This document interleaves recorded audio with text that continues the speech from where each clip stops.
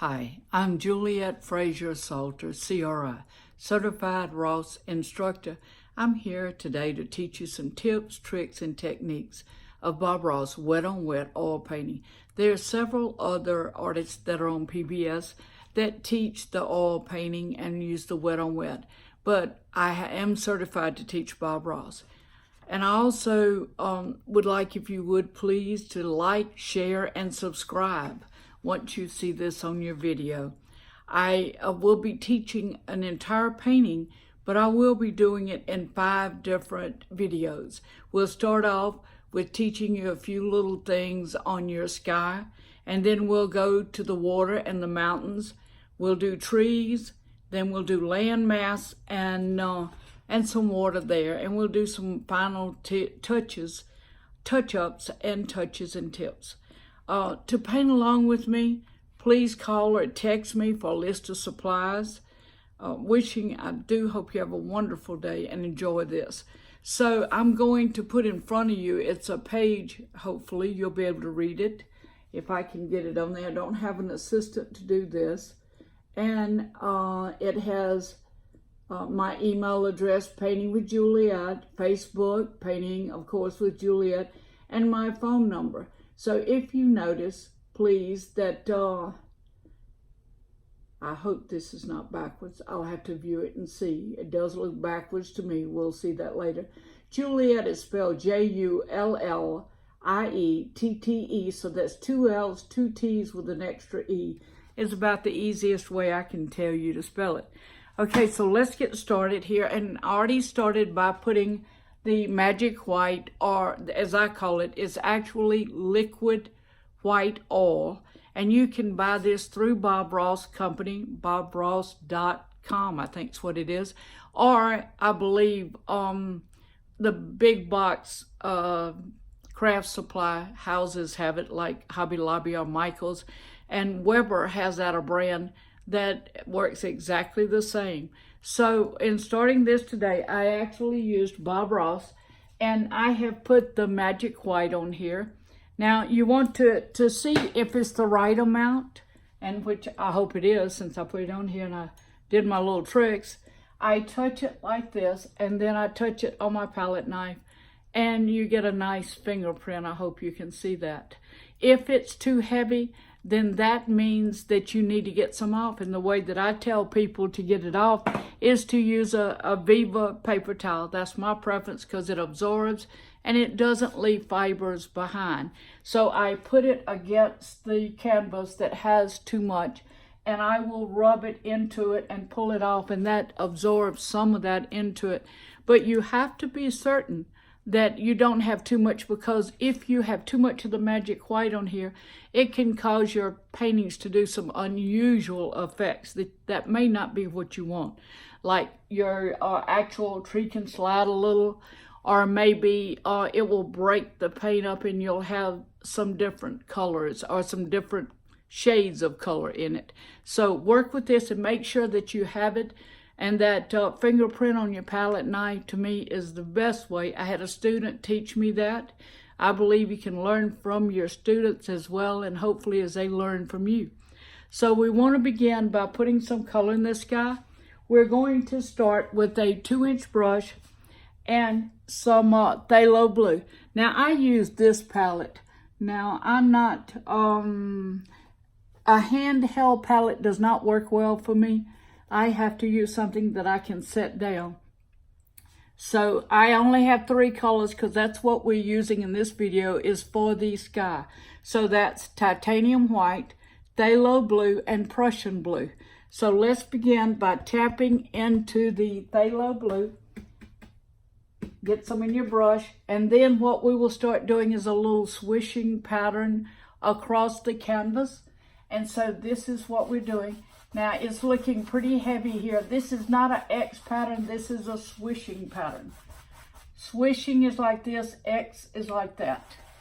Okay, so, and now we want to start and work our way up because we're picking up magic white in it, and we're leaving some lighter places, yes, lighter places. And so this is going to be about the bottom of our sky. So we are just kind of working it in some. Now, we're going to tap into the Prussian blue. We don't want a lot of the Prussian blue in here because we want it in the corners, because that will help keep your eye into the canvas and not falling off the edges. You always want your eye to flow into your canvas. If there's nothing here to stop it, you'll look at it here and your eye will wander off the side. That is not a good painting. You want to make sure that you stop your eye so that it goes into the center rather than falling off either side. All right, so we're putting this Prussian blue helps a little because it's darker than the phthalo blue. Now, we are also at this point going to put in some water for the bottom, okay, or the lower edge of the canvas. You don't ever want your skyline or your waterline to be exactly in the center. You want to make sure that it goes below or above. You can do it either way, it works. So now, because we have this phthalo blue in our brush, we're going to start down here and we're going to pull in like this and like this. If you can see this, I really hope you can. And so that's what we're doing, just pulling it in. Now we want to leave some light in the middle because your reflection of the light is going to come into your canvas and that will reflect down. So you want to make sure that you've left some light. Okay, so now we want to wipe this brush, and of course I'm using a Bob Ross easel. I can use his technique. I don't usually, but in this case it's a really good one. So I'm beating against my canvas or against my easel and I wipe it off. All I need is to lean back against it and get it all over me, right? So we are softly, tenderly, 3 hairs in air rushing across this. And see how it's softening the center of your water? We don't want a bright, bright light. And we're doing the same with the sky.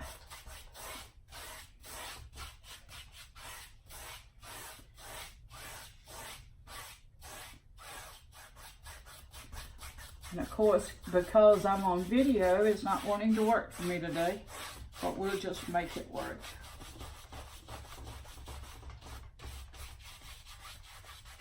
That's probably because I didn't have enough in my brush to start off with. Trying to rush does that too. So when you're painting at home, take your time, because if you're watching this video, you can stop it and start it. I also, if you're interested in buying any of my videos, I will have those available, or you can watch it on YouTube for free. So, and of course I'll have other things also. Now, once we have this smoothed out, we also want to put some of the Prussian blue at each of these corners. So I'm tapping the corner of my brush in here. So this will, it works the same way it does in the top. It just keeps your eye focused in the canvas and doesn't drop off the side. Of course, we'll put other things in here that'll make a big difference on this. So I have a lot of brushes, so I'm going to set this one aside and I'm going to get another one to work with right now. We want to put some clouds in the sky to show you there are numerous different ways. You can use a 2-inch brush, you can use a 1-inch brush, you can use a fan brush, and over time you will decide which one is your favorite. I'm going to use a 1-inch brush right now, and I'm going to tap into the titanium white. And because people don't always clean them the best they should be, I have to search for a really good one. I should have had that done ahead of time. Okay, so I have tapped into the titanium white here, and I'm going to just start here, and I'm going to circle as I go, small little circles here. And keep moving, don't stop. And see where I started that one and came over it? It makes it look like that one is further in the background. That's a very good technique there.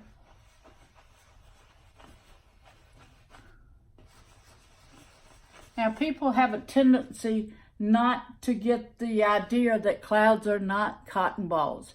If you go out and you look at clouds, you will see that your clouds actually have a dimension to them.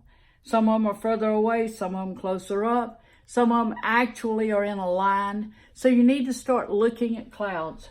Look at the sky, and when you see a pretty cloud, instead of trying to figure out what kind of animal it is or what it is, actually make up your mind how you would paint that cloud. So in your mind's eye, pretend you're painting it. Okay, so now I'm putting a few in here. You'll see that when you start doing this, it varies. Sometimes you'll want a lot of clouds, sometimes not as many. And a lot of them actually, once you put in the clouds you want, you'll see that your mountains and like if I start putting a lot down through here, then the mountains and the trees will cover them up. So I am wiping my brush out. I'm hitting it a little to get some of the paint loosened up in it. And now I'm going to do softly, working that lower part of that cloud. And see how that softens that cloud? It sets it in the sky. Same up here. And it gives it a dimension and sets it back into the sky.